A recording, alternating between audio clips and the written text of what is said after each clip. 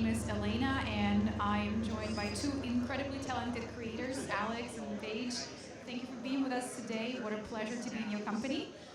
The session today is dedicated to talking about what it's like to be an AR creator and pitch into brands. So let's get into it.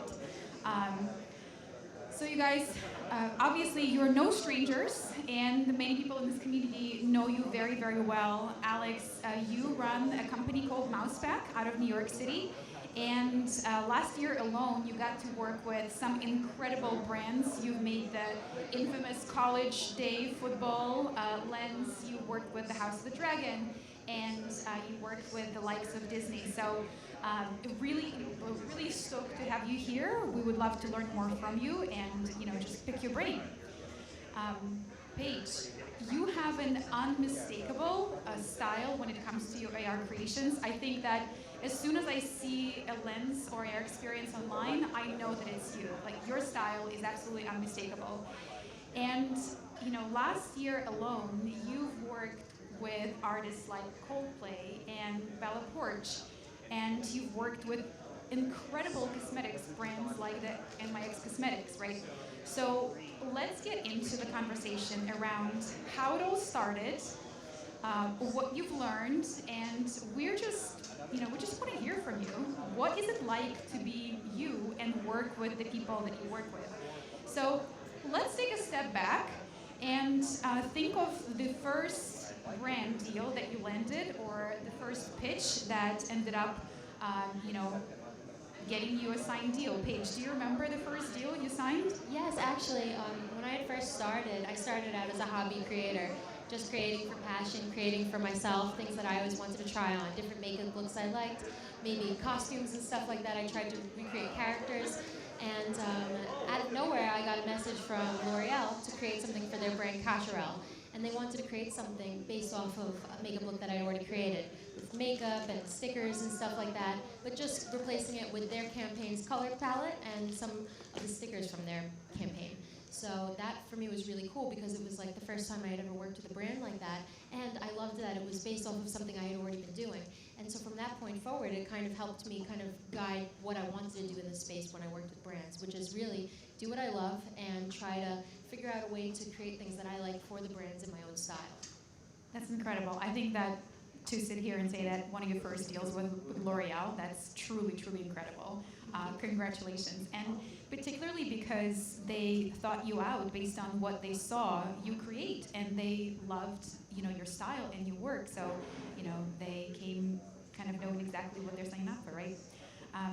Alex, you recently joined Bad Decisions Studio on their podcast, and you talked about the first brand deal that you landed. It was not an AR brand deal, so full disclosure, but that story really touched me, and I just think that it shows that stepping out of your comfort zone can go a long way. So would you mind sharing that with our audience today? Yeah, sure. So I've been doing motion graphics for about 10 years. I was a freelancer in college. I worked at a few tech companies. But in college, I was really hungry to break in. I really wanted that first job, to have it on my roster. So Pez Candy, I'm actually from Connecticut, and that was like, randomly, there's the Pez Candy Visitor Center.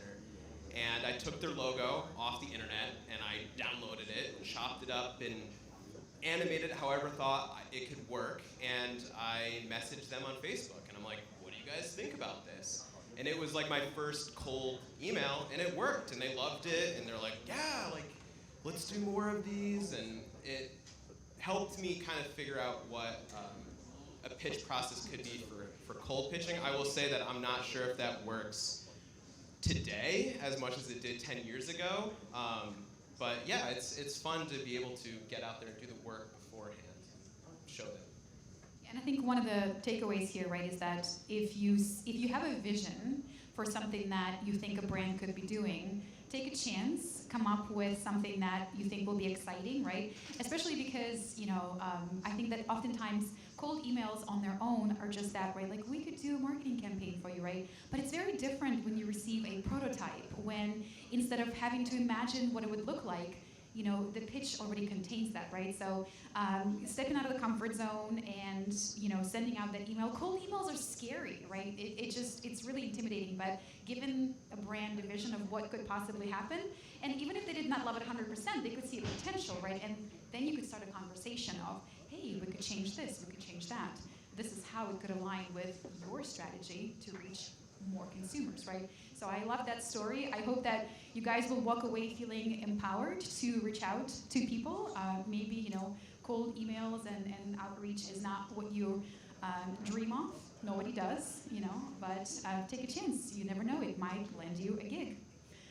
And from your first experiences landing your paid deals, are there any takeaways that you can share, where you thought, gee, that worked really well, or wow, if I could go back, I would just change this one thing, and that would make the whole back and forth in this conversation before the deal was signed easier. Any of you? Yeah, so for that deal, surprisingly, it actually went really smoothly, and it's because I have a partner that helped me a lot with orchestrating the right contract, making sure that I had the right amount of revisions in it, and that payments were all set up properly, and that I was charging based on the industry standard and stuff like that. And so that whole process went very smoothly. So I learned that it's really important to make sure that all goes that way, and that you do that very professionally, because it helps set yourself up for success, and so that you don't get too stressed out, and it makes sure that you deliver on time and that you have a good relationship with the brand. So for me, that helped just kind of set myself up as a framework for the future deals that I worked on. That's great, Paige. Cool. So I think the thing that I have done that I shouldn't do or that I need to work on is giving too much in my pitches. I get so excited on making something really cool, and say it will be a very early concept. ESPN is a good example. They came to us and they said, we want something that can track week to week and people can keep track of their scores and stay updated.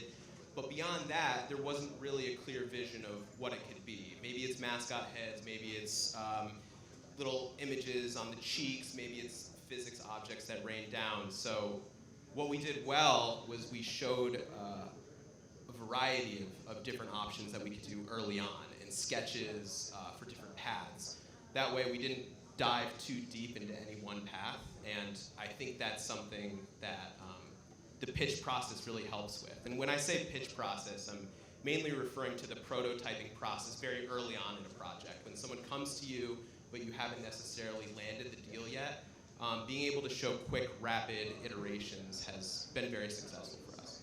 So I guess, Alex, what I'm hearing is that oftentimes you sign the deal after you guys agree on the vision, or do you try to do that before? What is your preferred way? I mean, the preferred way is obviously after. Of course. But in some cases, the agencies or the studios that come to us, they have a loose idea and they want to sort of see what the Mousepack vision is. That's what we do a lot on LinkedIn or social media, is we're positioning ourselves very specifically. So we have a style and a look to a lot of the assets that we create. So when companies come to us, they already have an idea of sort of how it can fit into their brand vision. But that's where I have to do the legwork to sort of up front do a little bit of work to show them where it can go and where we can push it. And that usually makes them feel a lot more confident in going with you, and the rest of the process goes a lot more smoothly. Got it. Paige, when you get your deal signed, what is your process usually like in order for you to make sure that the scope does not get out of control, so that you can deliver within the time that the advertiser needs it, right? Because every day that the advertiser does not have their project, they're literally losing money, right? They have timelines, they often have these beats on campaigns that they're working towards. So how do you ensure that the rapid prototyping sticks to the timeline, and you're not 40 revisions in, and all of a sudden, you are actually losing money as a creator? Do you have a process and recommendations on how to keep it, in check? Yeah, so a lot of times brands come to me with an idea in mind based off of effects that I've created in the past, which helps a little bit. But usually they're still open and they're still curious to know what I suggest for them. So when we first got on our first phone call, we kind of try to just pull as much information as we can about what they're looking to do, what their goals are, and we express to them all the capabilities that are available so that they understand what's realistic. The worst is if you were to sign a deal or something and something is not possible, then trying to work on that after. So we try to get all of that out in the beginning, and then that way we know once we get started that if there's any error, it's gonna be like we'll have enough room for errors there. So we get all of that done, and then we're pretty much close to signing a contract at that point. They've looked at a lot of my work, they understand what I can do, and they trust that I'll be able to deliver. And then usually we start prototyping some concepts, usually like in Photoshop or Procreate, we'll come up with the idea, or like a rough drawing of it. And typically they approve at least one of those concepts, and usually they'll work it out with their team, and then we get started. And do you end up creating all of the assets yourself, or does it happen often that the brands will give you access to their branded assets as well? We do a little bit of both. So I've created a lot of assets for the clients that I've worked with. It's pretty much like that most of the time. And sometimes, like for example, when I worked with Coldplay, we wanted to use some actual objects from their music video. So they sent us the staircase from their music video, and we actually took that, which was like a big spiral staircase, and we had to like decimate it and make it the right size for the program. But that was really cool because it was like having a little piece of art from the video. I've done stuff like that before, and that's been really fun. And then other times I just build it in Blender. That's amazing. And I think that you have kind of different paths here, right, Paige? I think that most of the work that you do for brands and companies you work for, you do on your own, right? You're kind of like a very efficient AR creator where you do most of the work yourself. Alex, you have a team, right? So how do you ensure that your team is fully set up and you guys are delivering on time, and again that you run a smooth machine? Because again, brands that you're working with, right, they want it to be delivered the day that you told them it's going to be delivered on. Of course. Yeah, the deadline is God, as you guys all know. That's all brands care about, is as long as you are hitting the deadline that you said you're going to hit. The way that we do it is we break it up into different processes. So we have our prototype, alpha, beta, and then the release. And each of those is a different checkpoint or a different milestone. So we try to get all of the ideas and everything done in the prototyping phase so that we're not redoing the idea once we're at the alpha stage, which happens early on when we didn't have it set up and didn't structure it as well. You might get all the way to the end, like, oh, well, what if instead there's a dragon that comes out of the ground? You're like, well, that should have been decided over here. So yeah, we're very clear with the asset creation starts at this point, and once the asset creation starts, we can only iterate on the assets. We're not iterating on the design or the idea. I love that. And I know that this isn't something that we like to talk about, right? But contracts, right? I'm sure both of you are painfully familiar with the importance of those, right? And it's just making sure that that is outlined, right? So that the contract does say that, hey, we will do so many rounds of revisions, and past that, do you end up kind of having mechanisms in place where if a client wants 3 more rounds, then you have to talk about the final price, because again, you kind of have worked out how long it usually takes you to deliver and how many rounds you're willing to offer as part of the contract. Is there something that you recommend that our audience considers so that the project doesn't get away from them and then you're 20 revisions in, whereas normally you can get it done with 3 rounds or 5 rounds, whatever the number you're typically comfortable with? For us, we always have the 3 rounds of revision. It's pretty typical, I guess, and what we do is we just make sure, we really work hard in that early phase to make sure that the concept is nailed down very early on. And then once we get started, we give them a little bit of a preview of how it looks, and they can give us very small tweaks of what they want to do. But usually they really don't seem to, because we do so well at kind of nailing that out early on. I don't do maybe as complex filters as you, so my stuff is usually, makeup is pretty easy to nail down. Usually there's a reference. The capabilities-wise, they understand what we can and can't do. So once they see it, we're usually just tweaking it slightly, and then I move into a phase of just finalizing and polishing and stuff like that. But if we were to go over, I believe we would charge per hour. Got it. Now, Alex? No, I was just going to say the same thing. It's very rare that people will want to go past, especially if you're doing a fixed rate project, and then they all of a sudden, let's add a bunch more days because they're very excited about it. Usually, they just want it to sit within that fixed rate, so it's your job to manage that. But yeah, moving to a studio day rate, or like you said, hourly, is the only way to do that, because if there's no definitive end, you have to just be paid for it. I appreciate your transparency, and I think that it's important to hear, especially if you're going out into the world thinking about your first pitch, right? Just to know that all of these things, although might be unlikely, but if they do happen, just so that you're prepared and you know how to deal with it, right? And how to work with your client. Now, a fun one here.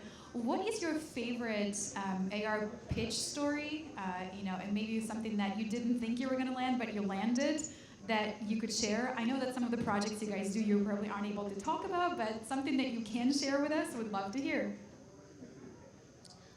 I'd say for mine, it would be Bratz, because I've worked with Bratz before, and what happened was I had been creating Bratz-inspired effects just for fun, like lenses and stuff like that, for a while, and I just have always loved their brand, and they reached out to me one day and wanted to work together on their 20th anniversary release, and I was just blown away because it was just a dream come true. So it just shows that, like, if you put something out there that you love, there's a high chance that that brand is going to be attracted to it and want to work with you, or at least they'll see it and reach out in some way. Maybe they'll hire you to create content, or they'll send you some products, or they'll want you to do their filter for them. So once I did that, it just created a great relationship with that brand, and I just learned that that's going to be my approach from now on. Paige, I think that's probably one of your top used AR effects across all your social media platforms too, right? I think it's up there. Yeah, they've amassed like billions of impressions across platforms. That's amazing. For me, I worked as a motion designer actually at Snapchat in 2019 before I was doing AR. But I started to see the OLC program coming out. Snap Camera just got launched, so there was a lot of excitement around AR. And my job after that was at Google as a motion designer again. But I had this fire in me from being recently at Snapchat and knowing that AR is so big and so exciting, and they weren't putting it into any of their campaigns. They do a lot of in-person events for Android or Chrome Summit, the same way that we have a Snap Partner Summit. So I got in their ear and I'm like, you should do some filters. And they're like, can you do that? I'm like, yeah. And once we started to get them out, every product area wanted one. They're like, what is this cool new thing that we haven't done before? And then more people came, and it was just really exciting to see the validation of saying, have you thought about this? And they haven't even thought about it, and once they get it, they love it, just want more. Yeah, that leads me to another question too. Do you feel like pitching AR has become a little bit easier? You obviously both have been doing it for a number of years, right? And I think that many brands now have AR as part of their marketing strategy. So do you feel like now you have to explain yourself less because people get it more and the pitches go a little bit faster? Or do you feel like you still have to do a lot of legwork to convince the brands to do it? I feel like it's getting much easier. It seems like incorporating AR into campaign is becoming just a norm now. It's like everybody that I speak to is planning on creating AR effects as part of their campaigns, whether it's like a makeup brand or a fashion brand. They're incorporating some sort of AR version. Like they're considering it now the same way that they have to do a billboard, they have to do magazine ads, they have to have an AR ad now. And I think that's really exciting because it just opens up so many more opportunities for us as creators. I think there's thousands of medium-sized businesses, and there's a large amount of big businesses, and there's millions of small businesses. So it's really so much opportunity out there for us, and I think every day it continues to get more common. And the rates I'm also noticing are becoming there's a great industry standard, anywhere you go, which is really cool. Yeah, I would say definitely everyone knows about it now, which is cool. As far as the advertising space, everyone is obviously putting that into their ad campaigns if they're doing things on social media. There's still a bit of resistance with direct-to-client, where they're like, yeah, we've heard about AR and we saw some cool thing from Haagen-Dazs, but we're not exactly sure how that relates to us because we're not doing an ad campaign, but we're doing packaging.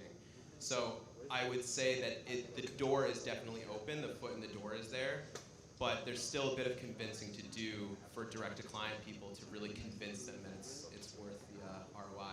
But it's definitely getting better. Got it. Okay, so we're under a minute here. Rapid fire, do's and don'ts of pitching to brands and clients. Don't ask for a job if you cold email someone. I guess do create effects that are inspired by things that you love, even if you don't, call it the name that it's, their IP or anything like that. Just make things that you're inspired by and share it with the brands and see what they think. Like, you never know, you can end up working together. So. Can I do another one? Of course. Use LinkedIn and share other people's work because it positions you as an expert, and people on LinkedIn are starved for good content. Love it. And definitely create effects on your own platforms because you get to experiment with new techniques and new features and stuff, and you get to learn so much from that experience. And you get to also learn a lot about your audience, and you build an audience of people that like your effects and your art style, so that's a really rewarding experience. Thank you guys so much for being here with us today. It's been so insightful to hear from you. Like I said, you take different approaches to working with brands, so we have so much to learn from how you work and how you deliver your AR experiences. If anybody has questions in the room, please find us outside. Thank you for being with us today.